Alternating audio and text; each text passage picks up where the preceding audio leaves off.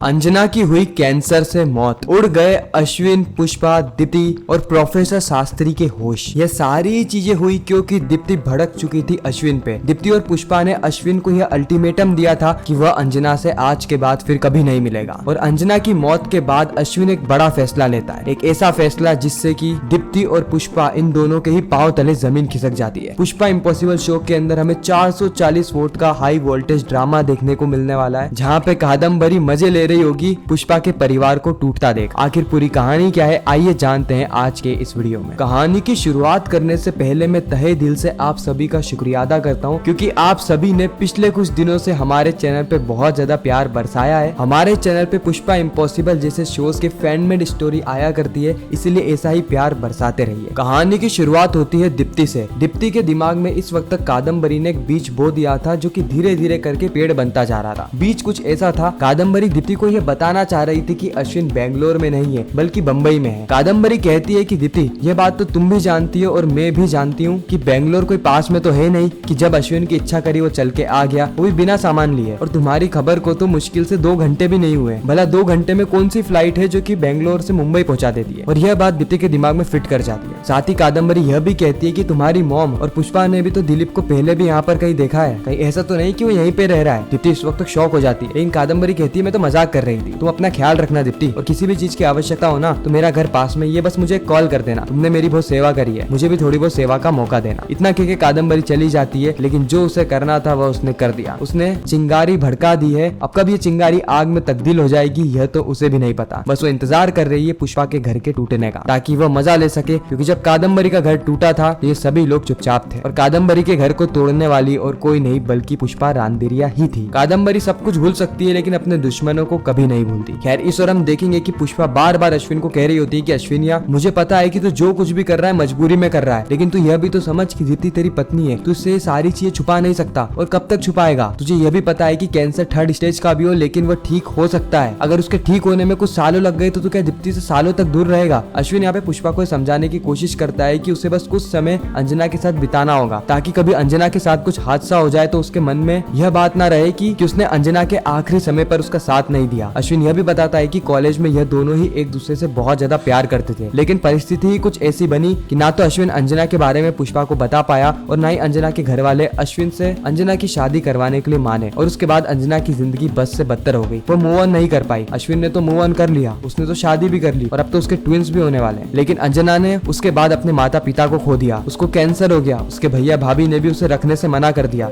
ऐसी स्थिति में मैं उसे कैसे छोड़ सकता हूँ माँ? दोस्ती निभाना, रिश्ते निभाना मैंने तुझसे ही सीखा है। अब इस वक्त तक पुष्पा अलग ही धर्म संकट में पड़ जाती है। पुष्पा को समझ में नहीं आ रहा होता कि करे तो करे क्या। वो प्रोफेसर शास्त्री के भी पास जाती है ताकि उसे कुछ ना कुछ समाधान मिले, लेकिन वहाँ पर भी एक ही निष्कर्ष निकलता है, यानी प्रोफेसर शास्त्री भी यही कहते हैं कि पुष्पा जी, जो गलती अश्विन ने करी है आप उसे मत दोहराइए। आज दीप्ति को सारी चीजें बता दीजिए। दुनिया में 1000 प्रकार की प्रॉब्लम चलती है, अब सारी प्रॉब्लम अपने परिवार पे क्यों ले लेती है? अंजना को कैंसर हुआ, उसके घर वाले शादी के लिए नहीं मान रहे थे, इसमें अश्विन की कोई गलती नहीं है। अश्विन ने उसकी मदद करी, ये अश्विन का बड़प्पन है। लेकिन आपको और अश्विन को ये समझना होगा कि दुनिया के अलावा आपकी भी एक छोटी सी दुनिया है, आपका भी एक परिवार है, और सबसे पहला परिवार होता है। इसीलिए आप दीप्ति को सारा ही सच बता दीजिए। अब पुष्पा क्या करेगी? क्या पुष्पा दीप्ति को सारा सच बता देगी, या फिर कहानी कुछ और रहने वाली है? कहानी एक अनोखे मोड़ पे चली जाएगी। ऐसी ही रेगुलर अपडेट और फैन मेड स्टोरी सबसे पहले पाने के लिए हमारे चैनल को सब्सक्राइब जरूर करें। मैं मिलता हूँ किसी नेक्स्ट इंटरेस्टिंग वीडियो में, जब तक के लिए गुड बाय।